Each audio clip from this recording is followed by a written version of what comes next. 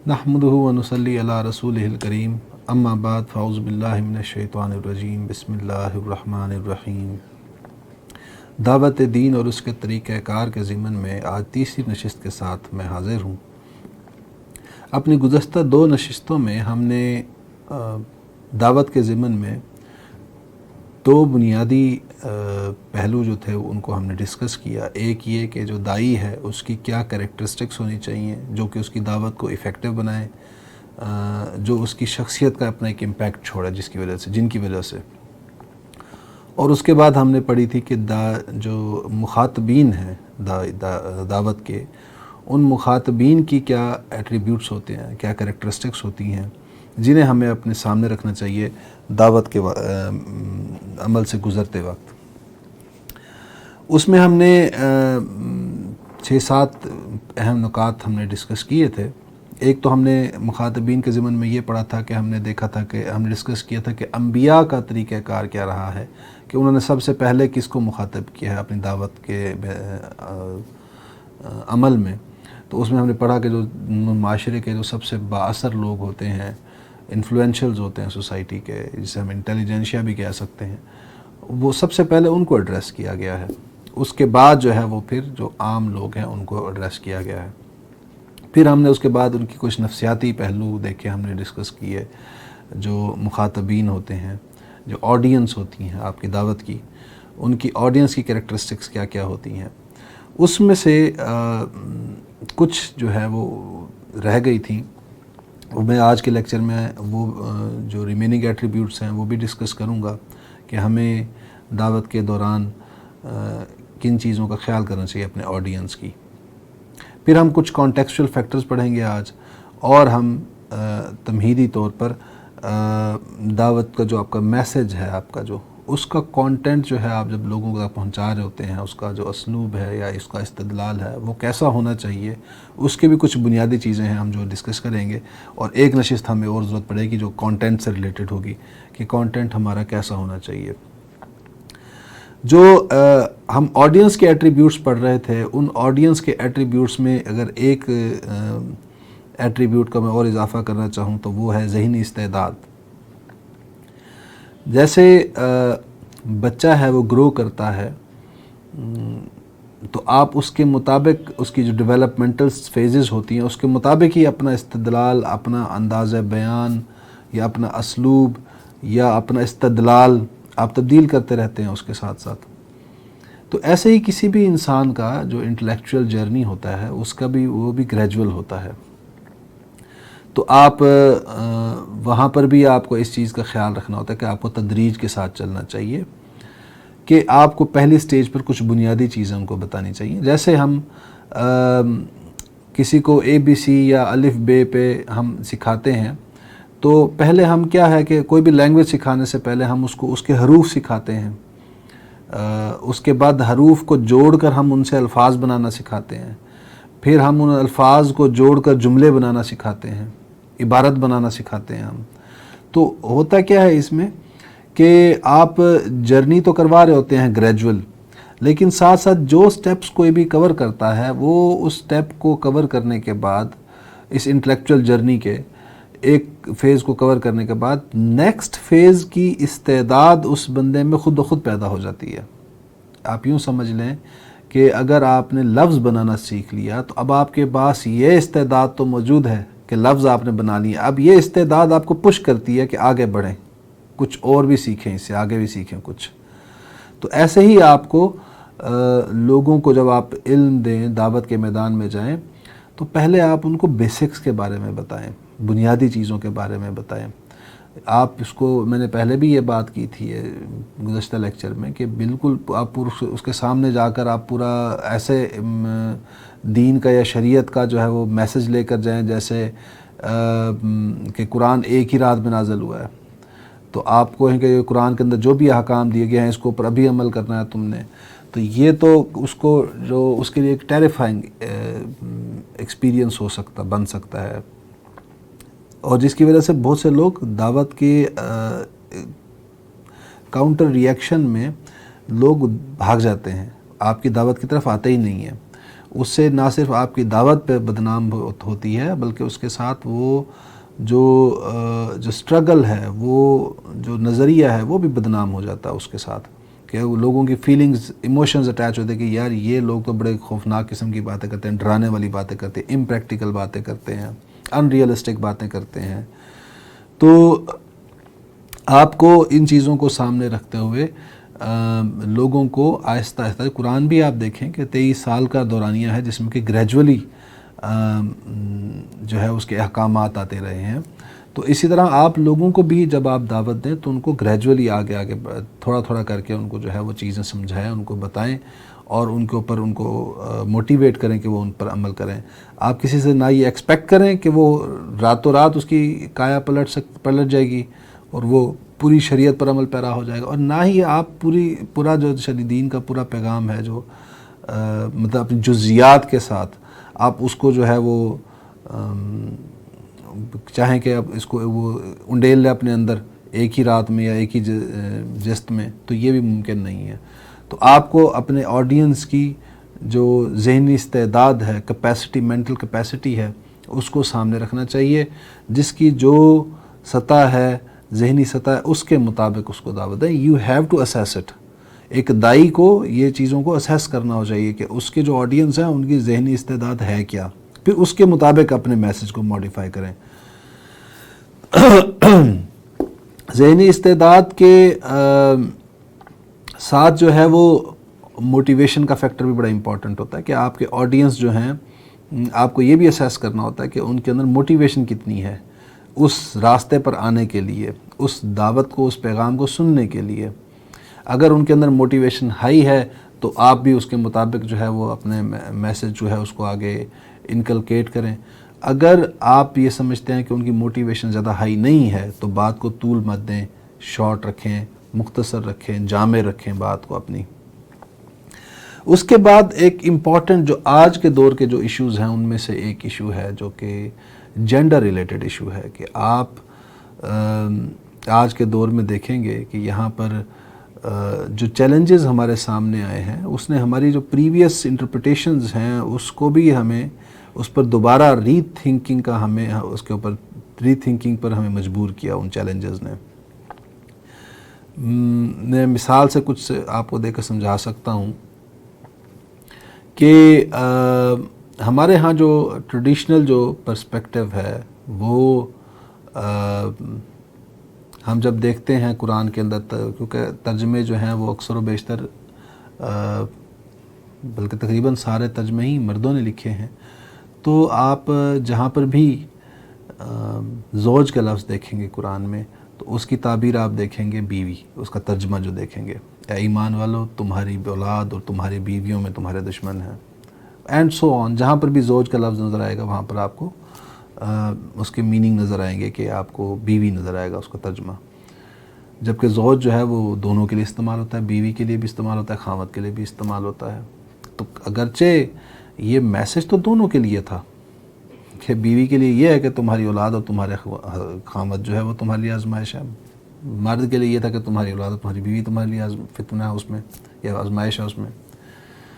لیکن یہ ہے کہ ہم نے جب اس کو اپنے جنڈر پرائرٹیز کی بیس پر ہم نے ایک خاص جنڈر کی طرف ایٹریبیوٹ کر دیا، تو وہ احکامات جو کہ ہمارے لیے تھے، دونوں کے لیے تھے، ہم نے اس کو اپنے اوپر سے اتار کے جو ہے دوسرے اپوزٹ جنڈر کے اوپر ساری وہ جو ہے وہ رسپانسبلٹی جو ہے وہ فکس کر دی ہم نے اس کے اوپر، اور پھر اس کے اوپر جو ہے اس پر ایکسپیکٹیشنز بھی ڈیولپ کر لیں کہ یہ وہ ان پر پورا اترے گی۔ لیکن چونکہ عدل سے ہٹی ہوئی بات تھی تو اس کا نتیجہ جو ہے وہ کوئی کنسٹرکٹیو بھی نہیں نکلا۔ اس کے نتیجہ میں پھر جو ہے وہ ایک خاص عرصے تک تو آپ کو خواتین میں نظر آتا ہے کہ وہ انہوں نے اس پیٹریارکل جو کوڈ آف لائف تھا اس کو برداشت کیا ہے، لیکن اب آپ پوری دنیا میں دیکھ سکتے ہیں اس کے خلاف بغاوت عام ہے۔ اب آپ جو مرضی اس کی بات کریں، لیکن یہ ہے کہ ہمیں دوبارہ ری اسیس کرنے کی ضرورت ہے اپنے آپ کو کہ ہم کیا واقعی سیدھے راستے پر تھے پہلے، اگر نہیں تھے تو ہمیں اس کو کریکٹ کرنا چاہیے۔ اور ہمیں جو ہے وہ یہ جو آج ہمارے ہاں خواتین جو ہے آپ کو نظر آتی ہیں کہ بہت عام ہو گیا یہ بات کہ عورتیں جو ہیں وہ ورکنگ لیڈیز ہیں، کام کرتی ہیں، گھر سے باہر نکلتی ہیں، تو اب وہ جو چیلنج ہمارے سامنے آیا ہے، اس چیلنج نے ہمیں ری تھنک کرنے کے مجبور کیا ہے کہ یار یہ ہم سوچیں اس بات کو کہ آخر ایسا کیوں ہوا ہے کہ اب یہ خواتین ہماری بات سننے کو تیار نہیں ہے. تو جب ہم ری تھنک کریں گے تو پھر نظر آئے گا کہ پیچھے ہم نے جو غلط تعبیر کی تھی اس کا ری ایکشن جو ہے وہ نکلا ہے، جو کہ اس نے اگین اس ری ایکشن نے بھی، پہلے جو ہم نے تعبیر کی تھی وہ بھی ایک غلط تعبیر تھی، وہ ایک ایکسٹریم تھی، اب جو ری ایکشن میں جو آئی ہے وہ بھی دوسری ایکسٹریم ہے. تو بہرحال ہمیں عدل نکالنا پڑے گا.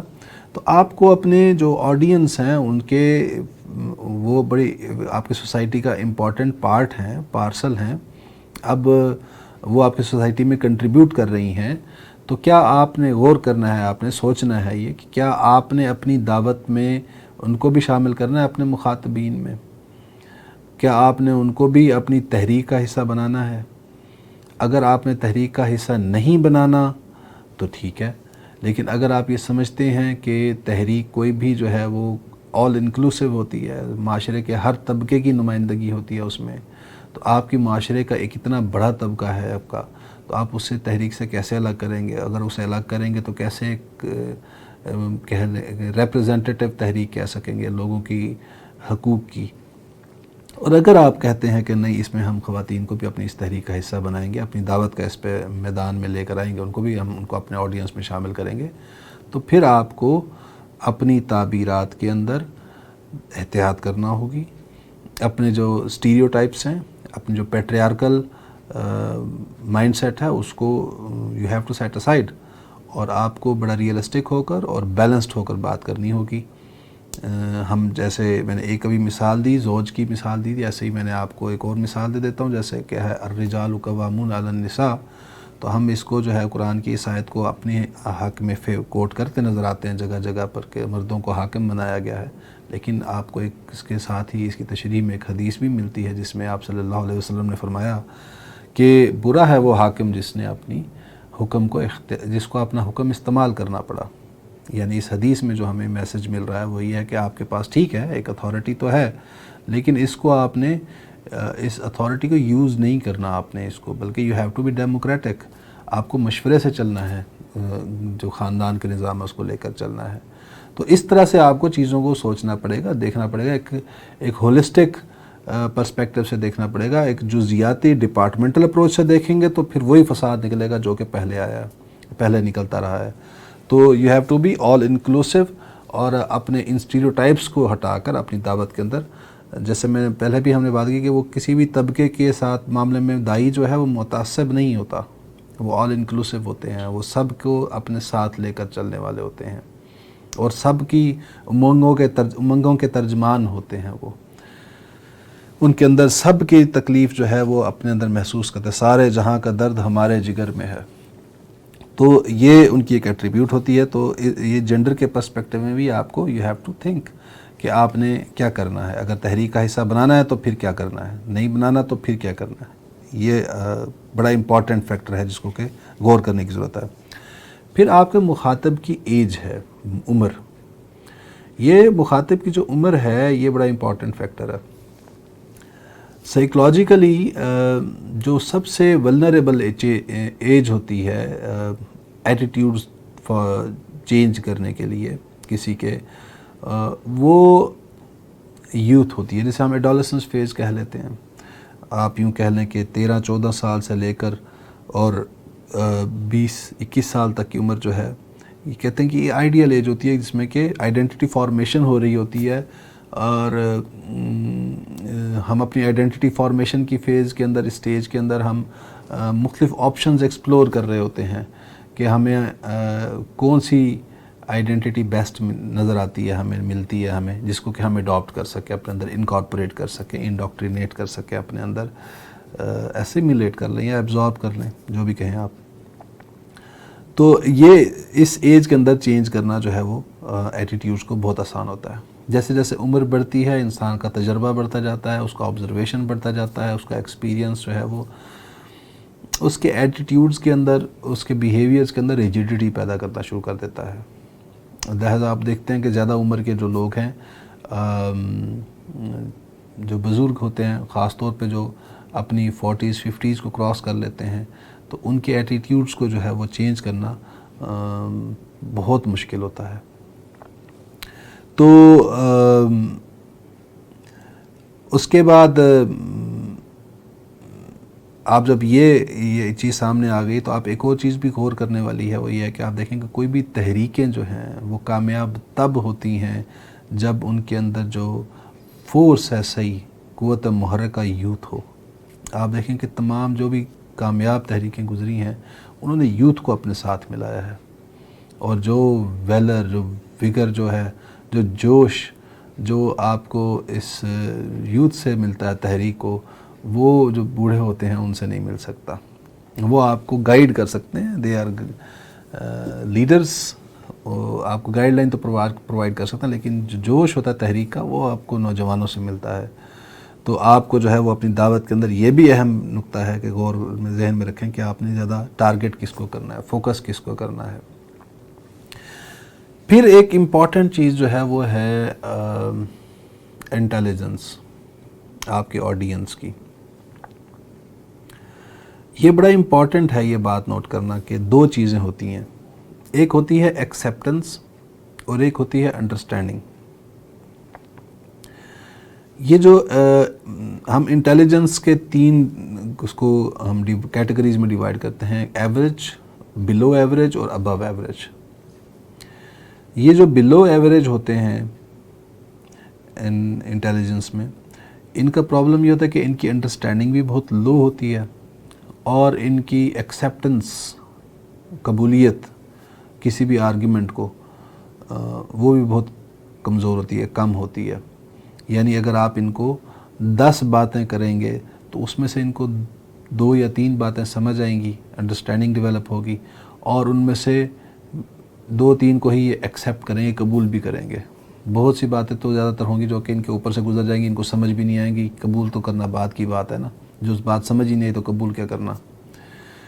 جو ایوریج لوگ ہوتے ہیں ان کا یہ ہوتا ہے کہ ان کی جو انڈرسٹینڈنگ ہے وہ ایوریج ہوتی ہے، لیکن ایکسیپٹنس ہائی ہوتی ہے. یعنی ان کی 10 اگر آپ نے ان کو آرگیومنٹس دیے ہیں، باتیں کی ہیں آپ نے، تو اس میں سے 5-6 کو یہ سمجھ پائیں گے، اور قبول یہ 9-10 کو کر لیں گے. جو نہیں بھی آئیں گے اس کو بھی قبول کر لیں گے، ایکسیپٹ کر لیں گے. تو یہ آرگنائزیشنل لائف کے اندر موسٹ ڈیزائرڈ ایمپلائیز ہوتے ہیں ایسے، یہ جو ایوریج انٹیلیجنس والے لوگ ہوتے ہیں. جو کارپوریٹ آرگنائزیشنز ہوتی ہیں یا جو فارمل آرگنائزیشنز ہوتی ہیں، یوٹیلیٹیرین آرگنائزیشنز جسے ہم کہہ لیتے ہیں، جس میں کہ آپ گیو اینڈ ٹیک ہوتا ہے، آپ سروسز دیتے ہیں اور اس کی تنخواہ لیتے ہیں. اس کے بعد جو انٹیلیجنٹ لوگ ہوتے ہیں، ابو ایوریج انٹیلیجنٹ لوگ ہوتے ہیں، ان کا پرابلم یہ ہے کہ ان کی انڈرسٹینڈنگ بہت ہائی ہوتی ہے، لیکن ان کی ایکسیپٹنس بہت لو ہوتی ہے. یعنی اگر آپ نے ان کو 10 باتیں اگر آپ نے کی ہیں، 10 آرگیومنٹس دیے ہیں، تو یہ 10 کے 10 سمجھ جائیں گے، ان کی انڈرسٹینڈنگ ڈیولپ کر لیں گے. لیکن ایکسیپٹ جو ہے وہ ہو سکتا ہے 2-3 کو کریں. کیوں؟ کیونکہ ان کا انٹلیکچوئل لیول اتنا ہائی ہوتا ہے کہ آپ کے آرگیومنٹس کی انڈرسٹینڈنگ ڈیولپ کر کے اس کا کاؤنٹر آرگیومنٹ لے آتے ہیں آپ کے سامنے. تو یہ ایسے لوگوں کے ساتھ جو ہے جب آپ نے ڈیل کرنا ہے، انٹیلیجنٹ لوگ، یہ ان کے پاس جو ہوتا ہے، یہ انٹیلیجنٹ لوگ جو ہوتے ہیں ابو ایوریج، یہ بہت زیادہ ان کو اپرچونٹی ملتا ہے کریٹیو ایکٹیویٹیز میں. ان کے لیے جو سکسیسفل پروفیشنز ہوتے ہیں وہ ہوتے ہیں جو کہ انوویشن ہو، جن کے اندر کریٹیوٹی ہو، جیسے آرٹ ہے. لیکن ایک عام جیسے ڈسپلنڈ آرگنائزیشنز ہوتی ہیں، جیسے پولیس ہے یا ملٹری ہے، وہاں پر ان لوگوں کو جو ہے وہ ان کے لیے بڑے پرابلمز ہوتے ہیں، ان کے لیے بھی اور اس ادارے کے لیے بھی، جس نے اگر جو ان کو لے اگر تو کہ یہ ایڈجسٹ نہیں کر پاتے وہاں پر، کیونکہ they need to know the reason کہ ان کو کوئی حکم دیا جا رہا ہے تو کیوں دیا جا رہا ہے. اور جبکہ وہاں ڈسپلنڈ آرگنائزیشنز میں تو ایسا نہیں ہوتا، وہاں پر تو ہوتا ہے کہ آپ کے پاس کوئی رائٹ نہیں ہے پوچھنے کا، آپ کو جو آرڈر دیا جا رہا ہے وہ آپ نے فالو کرنا ہے. تو یہ جو انٹیلیجنٹ ابو ایوریج انٹیلیجنٹ لوگ ہیں، ان کے ساتھ جب آپ نے آرگیومنٹیشن کرنی ہے، استدلال کرنا ہے آپ نے، تو اس کے لیے آپ ذہنی طور پر تیار رہنا چاہیے آپ کو کہ آپ کو کاؤنٹر آرگیومنٹ آئے گا آپ کو. You have to be fully prepared. میں نے جو بہت شروع میں بات کی تھی کہ میسنجر کی کریکٹرسٹکس میں کہ اس کی کریڈیبلٹی، ایکسپرٹیز اس کی، کہ وہ بڑا امپورٹنٹ رول پلے کرتی ہیں اس کے افیکٹو پرسویشن کے پروسیس میں. تو یہ کچھ گزارشات تھیں جو کہ آڈینس کی کریکٹرسٹک سے ریلیٹڈ تھیں. اب میں آتا ہوں کانٹیکسچول ایک فیکٹر کی طرف. ویسے تو دو امپورٹنٹ کانٹیکسچول فیکٹرز ہیں. ایک تو آپ کا جو اسلوب ہے وہ آپ کا جو انوائرمنٹ ہے، گیون انوائرمنٹ ہے، اس کے ساتھ کمپیٹیبل ہونا چاہیے، اس کے ساتھ کانٹراڈکٹری نہیں ہونا چاہیے. میں آپ کو اس کی مثال دے کے سمجھاتا ہوں کہ یہ 1988 کی بات ہوگی، اس دور کی، جب بے نظیر کی پہلی حکومت آئی تھی. تو اس میں ایک وزارت بہبود آبادی نے ایک ایڈ چلایا کہ کم بچے خوشحال گھرانہ. تو اس میں چونکہ اس سے پہلے ایک 11 سال کا ایک فیز گزرا تھا مارشل لاء کا، جنرل ضیاء الحق کا، جس میں کہ ہمارے ہاں جو ٹریڈیشنل اسلام کے جو پرسپیکٹو تھا اس کو بہت زیادہ پروجیکٹ کیا گیا تھا، اور یہاں پر جو ماحول تھا وہ بڑا ہی آپ کہہ لیں کہ ریڈیکل تھا یا کنزرویٹو تھا اس پرسپیکٹو میں، کہ جب یہ میسج لے کر آئی محترمہ بے نظیر بھٹو کی وزارت کی طرف سے آیا تو اس پر فتوے آنے شروع ہو گئے کہ یہ کفر ہے اور یہ کافروں کی حکومت آ گئی ہے، اور طرح طرح کے فتوے آنا شروع ہوئے. کیوں کہ وہ جو انوائرمنٹ تھا، وہ ماحول جو تھا، وہ ماحول جو ہے وہ اور طرح کا تھا. آپ نے جا کر وہاں پر میسج کو یہ اور سیل کر دیا، تو آپ کو میسج جو ہے اپنے آپ میسج کو پھر بعد میں ان کو ماڈیفائی کرنا پڑا. تو آپ اسی طرح ایک ایسے ماحول میں چلے گئے ہیں جہاں پر آپ ایک ایسا پیغام لے کے چلے گئے جہاں نیڈ ہی نہیں ہے. ہم کہتے ہیں نیڈ اسیسمنٹ بڑی امپورٹنٹ ہوتی ہے کہ کوئی بھی چیز جہاں پر آپ کوئی بھی پروجیکٹ آپ کہیں پر لانچ کرنے جا رہے ہوں تو سب سے پہلے آپ نیڈ اسیسمنٹ کرتے ہیں کہ کیا ان کو یہ ضرورت بھی ہے ان کی ہے. تو ایسے ہی آپ کو اپنے جو بھی آپ دعوت لے کر جا رہے ہیں، آپ کی دعوت اگر ہم ایک اکائی کے طور پر دیکھیں وہ تو توحید ہے، لیکن پھر اس کی توحید عملی کے مختلف شیڈز آ جاتے ہیں کہ سیاسی ہے، پھر معاشرتی ہے، معاشی ہے. تو آپ جائیں معاشرے میں دیکھیں کہ وہ پرابلم کہاں ہے، آپ کو فوکس کس چیز کو کرنا ہے. جیسے آپ دیکھیں کہ قوم صالح کی مثال دیکھیں تو وہاں پر آپ کو جو ہے وہ مسئلہ جو ہے وہ معاشی نوعیت کا، معاشیات سے متعلق نظر آتا ہے. اور اگر آپ جا کر دیکھیں حضرت لوط علیہ السلام میں، وہاں پر جو مسئلہ آپ کو نظر آ رہا ہے ان کی قوم کے اندر، وہ سماجیات سے متعلق مسئلہ ہے. آپ فرعون کے پاس جا کر دیکھیں تو وہاں پر آپ کو مسئلہ جو ہے وہ سیاسیات کا مسئلہ نظر آتا ہے آپ کو. تو جو نوعیت ہے آپ کے مسئلے کی، جو آپ کے جس انوائرمنٹ میں آپ جا رہے ہیں، بات کرنے جا رہے ہیں، اپنی دعوت لے کر جا رہے ہیں، تو آپ کو نیڈ اسیسمنٹ بھی کر لینی چاہیے کہ آپ کو یہاں پر مرکز نگاہ کس چیز کو رکھنا ہے، کس ایشو کو رکھنا ہے آپ اس ماحول کے اندر. یہ نہ ہو کہ اس ماحول کا ایشو کوئی اور ہو اور آپ دعوت کسی اور بات کی دے رہے ہوں جو کہ لوگوں کے لیے ارریلیونٹ بن جائے. تو you have to relate with your audience. تو یہ بڑا امپورٹنٹ فیکٹر ہوتا ہے کہ آپ کے میسنجر اور آپ کے جو آڈینس ہیں ان کے درمیان سملیرٹی کا ہونا بڑا ضروری ہے. ان کو ایک ہی پیج پر، کہ جب آپ بات کر رہے ہوں تو آپ کے جو آڈینس ہیں ان کو بھی یہ لگے کہ میں نے یہ جانا کہ جیسے یہی میرے دل میں تھا. ان کو کوئی بات ایلین محسوس نہ ہو، کوئی غیر محسوس نہ ہو، بات کوئی عجیب بات محسوس نہ ہو، بلکہ ان کو ایسا لگے کہ یہ ہمارے ہی جذبات کی عکاسی ہو رہی ہے. اچھا، اس کے بعد ہے اجتماعیت کی استطاعت. ایک اہم امپورٹنٹ فیکٹر ہے یہ اجتماعیت کی استعداد. دیکھیں جیسے آپ دیکھیں یہ کہ انسانی زندگی کے، میں نے شروع کے لیکچر میں ہی یہ بات کی تھی کہ زندگی کے دو گوشے ہیں، ایک انفرادی گوشہ ہے، ایک اجتماعی گوشہ ہے. آپ جیسے انفرادی زندگی میں فرد اپنی زندگی میں اس کی نشو و نما ہوتی ہے، اس کی جو ایولوشن ہوتا ہے، بچہ ہوتا ہے، پھر اس کے بعد وہ ایڈولسنس فیز میں آتا ہے، پھر ارلی ایڈلٹہڈ آتا ہے، پھر مڈل ایڈلٹہڈ آتا ہے، پھر لیٹر ایڈلٹہڈ آتا ہے. تو یہ جو فیزز ایک فرد کی زندگی میں آتے ہیں، ایسے ہی اجتماعیت کی زندگی میں بھی یہ فیزز آتے ہیں ڈیولپمنٹ کی. وہ بھی بچہ ہوتا ہے، پھر بڑا بچہ ہو کے پھر وہ نوجوان ہوتا ہے، پھر وہ جوان ہوتا ہے، پھر ایڈلٹہڈ میں آتا ہے، اینڈ سو آن. اس کی بھی اپنی ایک عمر ہوتی ہے. تو جیسے ہم پہلے میں نے جب وہ بات کی تھی بحث، اس میں آڈینس کی کریکٹرسٹکس میں ان کی ذہنی استعداد کی میں نے بات کی تھی کہ آپ اس کا خیال رکھیں، تو ایسے ہی آپ کو معاشرہ، جو ماحول ہے، اجتماعیت ہے آپ کی، جو کلیکٹیو اینٹی ہے آپ کے ماحول میں، اس کی بھی ایک استطاعت ہوتی ہے، اس کی اپنی کیپیسٹی ہوتی ہے، آپ کو اس کو بھی اسیس کرنا چاہیے۔ جیسے ہم یوں دیکھ لیں اگر سیرت سے کہ مکی زندگی کو، اگر مکی دور کو ہم اٹھا کر دیکھیں تو وہاں پر آپ کو سارا فوکس جو نظر آتا ہے وہ فرد کی زندگی کے انفرادی گوشے سے نظر آتا ہے متعلق۔ ساری جو وہاں پر دعوت ہو رہی ہے، جو پیغام دیا جا رہا ہے، جو تربیت کی جا رہی ہے، وہ ایمانیات پر کی جا رہی ہے، لوگوں کا ایمان مضبوط کیا جائے ان کی عبادات کے ذریعے سے اور انٹلیکچول ریزننگ کے ذریعے سے۔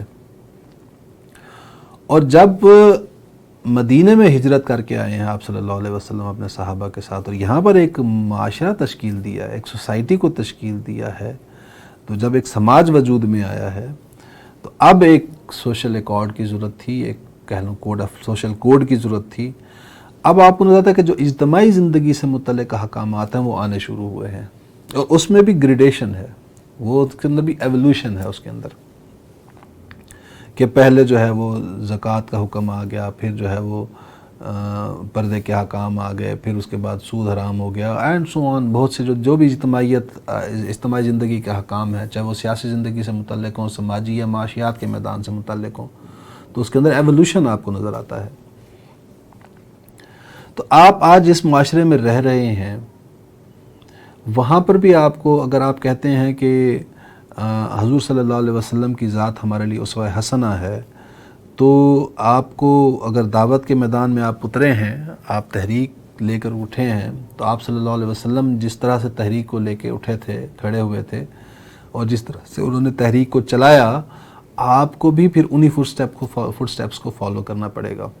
یہاں پر بھی آپ صلی اللہ علیہ وسلم کی جو ذات ہے، وہ شخصیت ہے، وہ ہمارے لیے اسوہ حسنہ کی حیثیت رکھتی ہے، کہ تحریک کی میتھڈالوجی کے اندر، دعوت کے میدان کے اندر، دعوت کی جو گریڈیشن ہے، دعوت کا طریقہ کار ہے، اس کے اندر وہاں پر بھی آپ کو دیکھنا ہوگا سیرت وہ، کہ آپ صلی اللہ علیہ وسلم نے کیا کوئی کام جو ہے وہ اسٹریٹجک پرسپیکٹو سے کیا ہے، بڑا غور و فکر کے ساتھ، باریک بینی کے ساتھ کوئی کام کیا ہے دعوت کا، یا جو دل میں آیا وہ کرتے گئے، وہ لوگوں کو بتاتے گئے، تو آپ کو نظر آئے گا نہیں، وہاں پر بھی پوری حکمت آپ کو نظر آتی ہے، پورا ایک باب نظر آتا ہے حکمت کا آپ کو اس میں، آپ صلی اللہ علیہ وسلم کی دعوت میں بھی۔ تو یہاں پر بھی آپ اگر دیکھتے ہیں کہ یہاں آپ کا جو ماحول ہے وہ وہاں پر اسلامی نظام نہیں ہے، تو آپ اس دور کو، حضور صلی اللہ علیہ وسلم کے دور کو سامنے رکھیں کہ جب تک وہ نظام قائم نہیں ہوا، وہ اجتماعیت قائم نہیں ہوئی، تب تک فوکس جو ہے وہ لوگوں کے فرد جو ہے اس کی تربیت جو ہے، اس کا فوکس جو رکھا گیا ہے وہ اس کی ایمانیات کو رکھا گیا ہے۔ تو آپ کو بھی یہاں پر ایجوکیٹ کریں لوگوں کو، بے شک اس میں کہ سود کے بارے میں ایجوکیٹ کریں، زکوٰۃ کے بارے میں ایجوکیٹ کریں، لیکن فتووں سے احتراز کرنا چاہیے۔ ایک داعی کو یہ ماحول کی اس باریکی کو سمجھنے کی ضرورت ہے کہ جب آپ نے اجتماعی نظام قائم نہیں کیا تو آپ فتویٰ کیسے لگا سکتے ہیں کسی کے اوپر، تو اس چیز کو ایوائڈ کریں۔ اس دور میں جو باطل کے نظام کے اندر جو اگر کوئی نیکی کی یا اچھائی یا بھلائی کی کوئی تھوڑے سے بھی راستے پر چل رہا ہے تو یہ اس کی قابل تحسین اس کا عمل ہے، ہمیں اس کو داد دینا چاہیے۔ یہ بڑی ہمت کا کام ہے، کسی باطل ماحول کے اندر آپ تھوڑا سا بھی کوئی نیکی کا کام کر سکیں، تو کوئی اگر کر رہا ہے تو آپ اس کو انکریج کریں، اس کو گلے سے لگائیں، اس کو ڈسکریج مت کریں۔ یہ میں نے بات پہلے بھی کی تھی شیپنگ کے پرنسپل کی مثال سے، کہ آپ اپنے گول کو دیکھتے ہیں اور اس کی طرف بڑھنے والے ہر قدم پر انکریج کرتے ہیں، لوگوں کو ڈسکریج نہیں کرتے۔ یہ مت دیکھیں کہ آدھا گلاس خالی ہے، یہ دیکھیں کہ آدھا گلاس بھرا ہوا ہے۔ کوئی شخص اگر ایک نماز پڑھ رہا ہے تو آپ اسے انکریج کریں، یہ نہ ڈسکریج کریں، اس کو آپ کرٹیسائز کریں کہ 4 نمازیں کیوں نہیں پڑھ رہے۔ جتنا وہ کر رہا ہے اس کو انکریج کریں، وہی عمل پھیلتا پھیلتا پھیلتا اس کی شخصیت کو اپنی پوری اپنی لپیٹ میں لے لے گا، یا اس کی شخصیت پر حاوی ہو جائے گا۔ وہی جو نیک کردار ہے اس کا، صالح کردار ہے وہ آپ کا. تو ان چیزوں کو آپ کو ذہن میں رکھنے کی ضرورت ہے کہ آپ جب دعوت دینے کھڑے ہوئے ہیں تو آپ کو فوکس، امپورٹنس کس چیز کو دینے کی ضرورت ہے اپنے پیغام میں، اپنے آڈینس کو. وہ یہ ہے کہ بنیاد جب تک وہ آپ ایک معاشرہ، وہ ماحول، ایک اجتماعی ماحول قائم نہیں کر لیتے تو اب تک آپ کو ایجوکیشن کے اجتماعی معاملات آپ ایجوکیشن کے پرسپیکٹو سے تو بتائیں گے تاکہ لوگوں کو پتہ ہو کہ ہم نے کون سا ہمارا گول ہے جو ہم نے اچیو کرنا ہے، جس کی ہم نے اسٹرگل کرنی ہے. لیکن جو اس پر عمل نہیں کر رہے ان گولز کے اوپر، آپ ان کے اوپر جو ہے لیبلنگ کو ایوائڈ کریں ان کے ساتھ، اور فوکس کریں جو ایمانیات، تاکہ ان کے اندر ایمان پختہ کریں لوگوں کے اندر، معاشرے کے اندر. جب وہ ایمان پیدا ہو گیا نا تو پھر آپ ان کو جو حکم دیں گے وہ مان لیں گے. وہ استعداد جو میں نے کہا تھا کہ فرد کی ذہنی استعداد پیدا کرنا، تو وہ جب استعداد پیدا ہو جاتی ہے تو وہ آٹومیٹکلی وہ متقاضی ہوتی ہے اس بات کی کہ آپ اس کو بتائیں کوئی کام، کسی کو اس استعداد کو بروئے کار لائیں، اس کو عمل کے میدان میں اتاریں آپ اس استعداد کو. تو آپ دیکھتے ہیں کہ مکی زندگی کے بعد جب وہ سارا فوکس جو تھا وہ رہا ہے ایمانیات جو ہے اس کی ایجوکیشن میں، لوگوں کے اندر ایمان پیدا کرنے میں جو تربیت کا تھوڑا فوکس رہا ہے، اس کے بعد جب احکام آنے شروع ہوئے ہیں اجتماعیت سے متعلق تو پھر کسی نے چونچ رہا کی، جو حکم آیا انہوں نے ویسے کا ویسے اس پر عمل کرنا شروع کر دیا. وہی لوگ جو پہلے پردہ نہیں کر رہے تھے، جینڈر سیگریگیشن کے بغیر رہ رہے تھے، اختلاط میں رہ رہے تھے، جب حکم آیا تو ایسے آنن فانن سارے جو ہے اس پر عمل پیرا ہو گئے. کسی کو کوئی ٹائم نہیں دینا پڑا کہ آپ کو جو ہے 1 ہفتہ یا 10 دن دیے جاتے ہیں، اس کے اندر آپ جو ہے یہ ساری چیزیں اپنی سیٹل ڈاؤن کر لیں. جب کہا گیا شراب گرا دو تو ساروں نے اپنی شراب باہر گرا دی. کہہ دیا گیا سود حرام ہے تو سود سب کے لیے، سب نے حرام کر دیا، اس کو چھوڑ دیا اس چیز کو. تو جب وہ ایمان پیدا ہو جائے لوگوں کے اندر، وہ استعداد پیدا ہو جائے، تو پھر آپ احکام جو بھی دیتے جائیں گے ان کو اجتماعیت سے متعلق، وہ ان کے اندر وہ استعداد پیدا ہو جاتی ہے، اس کی صلاحیت پیدا ہو جاتی ہے، اس کے نتیجے میں پیدا ہونے والی مشکل پر صبر کرنے کی. تو آپ جو ہے وہ فوکس آپ کو یہ کرنا چاہیے. اب آتا ہوں میں اپنے موضوع کے دوسرے جو لاسٹ امپورٹنٹ پارٹ ہے. ہم نے اب تک جو ہیں وہ 3 چیزیں دیکھ لی ہیں کہ ایک دائی کی کیا ایٹریبیوٹس ہونے چاہیے کہ وہ جس کی وجہ سے وہ افیکٹو بن سکتا ہے. نمبر 2 کہ ہمیں اپنے آڈینس کی بھی کچھ ایٹریبیوٹس ہیں جن کو ہمیں دیکھنا ہوتا ہے، جن کو ہمیں اگنور نہیں کرنا. نمبر 3 ایک ماحول ہے، ایک کانٹیکسٹ ہے جس کے اندر آپ اپنی دعوت لے کر اٹھے ہیں. اس ماحول کی ڈائنامکس کو سمجھنا بڑا امپورٹنٹ ہوتا ہے آپ کے لیے. اگر آپ اس ماحول کی ڈائنامکس کو نہیں سمجھتے تو پھر آپ کی دعوت جو ہے وہ بھی کامیاب نہیں ہو سکتی. اب ہم آتے ہیں اپنے میسج کی طرف. ایک دائی جو ہے اس کو جو پیغام دینا چاہیے، میسج دینا چاہیے لوگوں تک، وہ اس کا اسلوب کیا ہونا چاہیے، اس کا استدلال کیا ہونا چاہیے، یہ ہم جو ہے وہ اب شروع کریں گے. اب آج کی نشست میں جو باقی حصہ تھوڑا سا رہ گیا وقت، اس میں ہم اس کو ڈسکس کریں گے، اور جو ہماری اگلی نشست ہوگی اس کے اندر بھی ہم اس ٹاپک کو کور کرنے کی کوشش کریں گے. سب سے پہلی بات تو ہے دائی کی زبان. آپ جس علاقے میں، جس جگہ، جس کہہ لیں قوم کو یا جو بھی آپ کے آڈینس ہیں ان کو آپ دعوت دے رہے ہیں تو ان کی کوئی نہ کوئی نیٹو لینگویج ہوگی. سب سے ایفیکٹو دعوت ہوتی ہے جو کہ نیٹو لینگویج میں دی جائے، مقامی زبان میں دی جائے. اسی طرح دیکھیں آپ صلی اللہ علیہ وسلم پر قرآن جو نازل کیا گیا وہ عربی زبان میں کیا گیا، وہ جو لوگوں کی نیٹو لینگویج تھی، جو ان کو جس کی سمجھنا جن کے لیے آسان تھا. بلکہ قرآن کی ایک آیت بھی ہے کہ ہم نے جتنے بھی نبیوں کو بھیجا ان کو ہم نے ان کی جو بھی ان کو کتاب اتاری ہم نے یا جو پیغام دے کر بھیجا وہ ان کی مقامی زبان میں ہی ہم نے دے کر بھیجا ان نبیوں کو. مجھے ایگزیکٹ ٹیکسٹ اس وقت ذہن میں نہیں ہے تو میں نے مفہوم آپ کو بیان کر رہا ہوں اس آیت کا. تو اس کا اپنا ایک امپیکٹ ہوتا ہے کہ آپ کے لیے جو سب سے امپورٹنٹ چیز ہے وہ یہ ہے کہ آپ کے میسج کی انڈرسٹینڈنگ پیدا ہو لوگوں میں.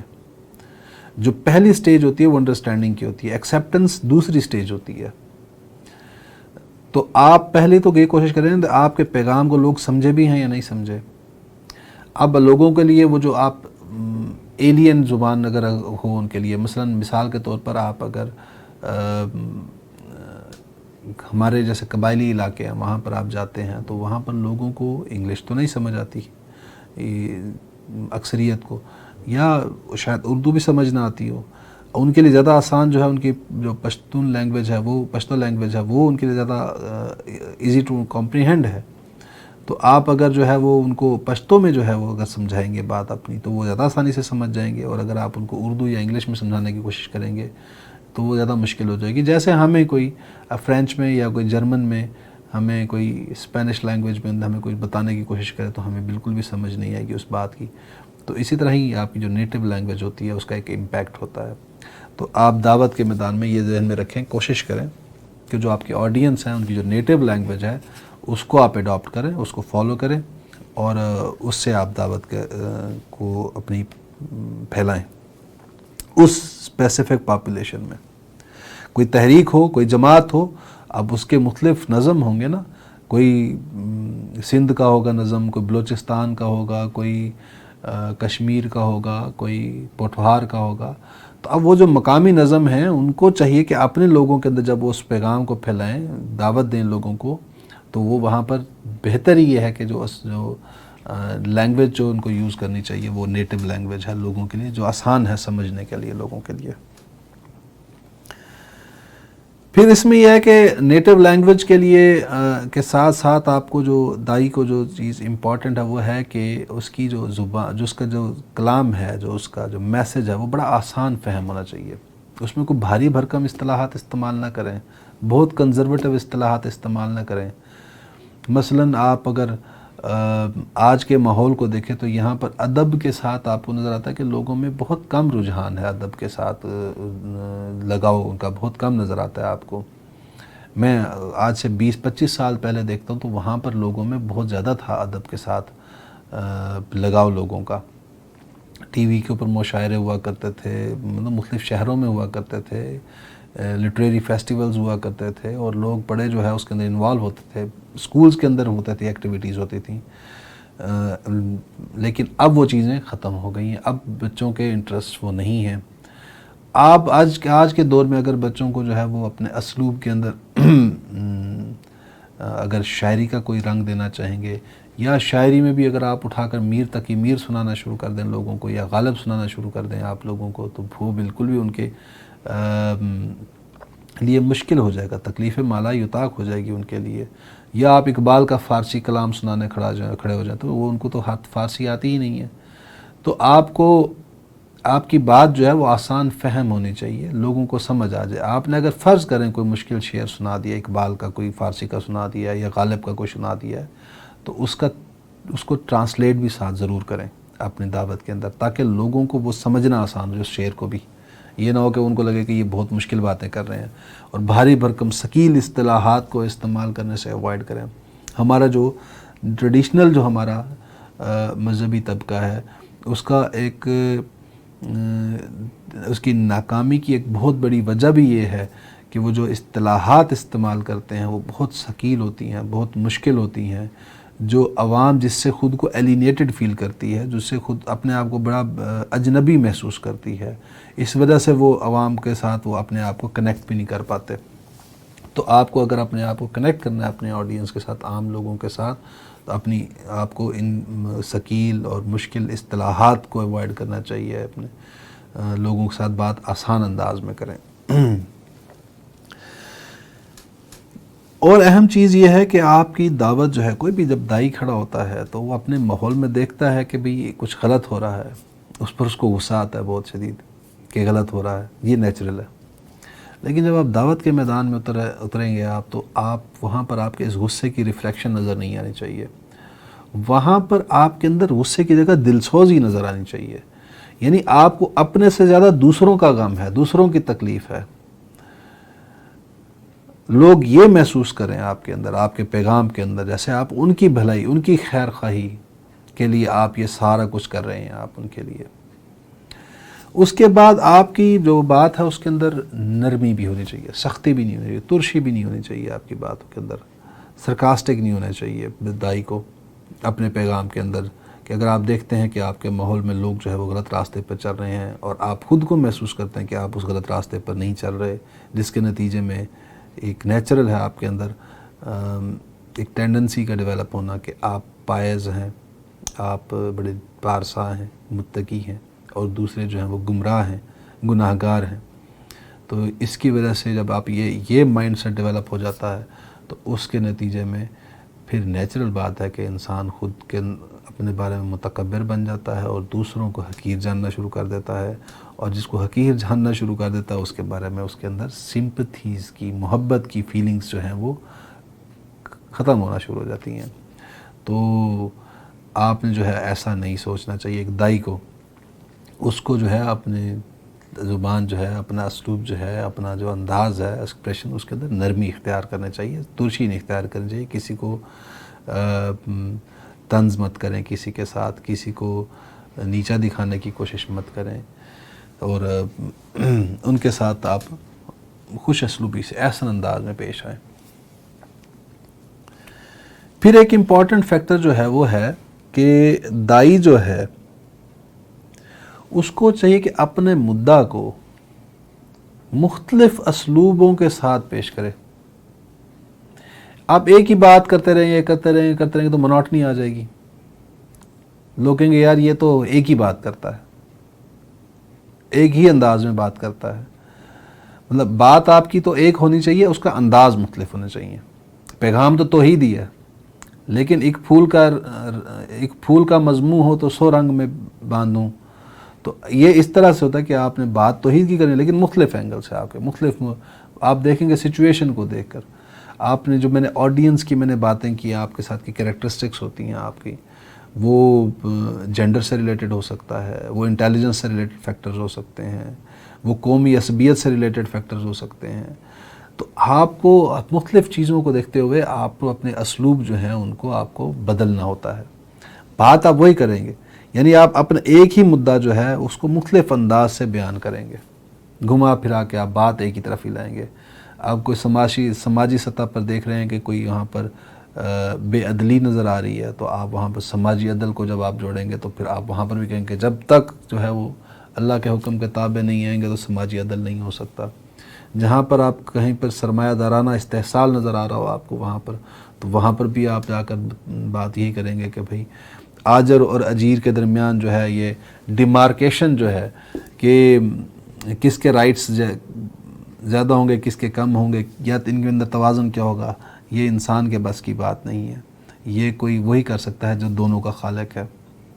کیونکہ آپ آجر کو دیں گے رائٹ کہ وہ فیصلہ کرے کہ کس کے اختیار زیادہ ہوں گے، تو وہ اپنے پاس سارے کنسنٹریٹ کر لے گا. آپ اجیر کو دیں گے، ملازم کو دیں گے رائٹ کہ آپ طے کریں کہ اختیارات کس کے پاس ہوں، تو وہ ساری پاور اپنے پاس کنسنٹریٹ کر لیں گے. تو ایسے ہی جینڈر کے بارے میں مرد کو دیں گے اختیار کہ بھی آپ فیصلہ کریں، تو وہ سارا کچھ اختیار اپنی طرف لے جائے گا. عورت کو دیں گے فیصلہ کہ توازن کریں دونوں کے اندر اختیارات کا، تو وہ سارے اپنی طرف کنسنٹریٹ کر لے گی. تو انسان محتاج ہے ان معاملات کے اندر کہ وہ کسی ایسی ہستی کی رہنمائی اس کو ملے جو کہ یہ بیلنس مینٹین کر سکے، اور وہ اللہ کے علاوہ کوئی نہیں ہو سکتا. تو آپ سوشل ایشو ہو، چاہے اکنامک ایشو ہو، پولیٹیکل ایشو ہو، ریاست اور فرد کے درمیان جو ہے وہ سٹیزن کے درمیان جو ہے وہ اختیارات کی اور حقوق کی تقسیم جو ہے، یہ بھی ایک ایسا کا عمل ہے جس میں کہ انسان بے بس ہے کہ وہ بیلنس کریٹ نہیں کر سکتا. تو محتاج ہے انسان کی ایسی رہنمائی کا جو وہ بیلنس اس کو پرووائڈ کر سکے. تو اب ایک ہی بات ہے کہ آپ نے توحید کی بات کرنی ہے، لیکن اس کو مختلف اسلوب کے اندر، مختلف اندازوں کے اندر، مختلف پہلوؤں سے، مختلف جہتوں سے آپ اس کو جو ہے وہ ایکسپلین کر رہے ہیں، اس کو لوگوں تک وہ پیغام پہنچا رہے ہیں. تو یہ آپ کا ایک دائی جو ہے وہ اس کے اندر یہ خصوصیت بھی ہونی چاہیے کہ وہ اس کی دعوت میں مناٹنی نہ ہو. آج تک کی ہم اپنی نشست میں آج یہیں تک اکتفا کریں گے جو میں نے اب تک نکات آپ کے سامنے پیش کیے.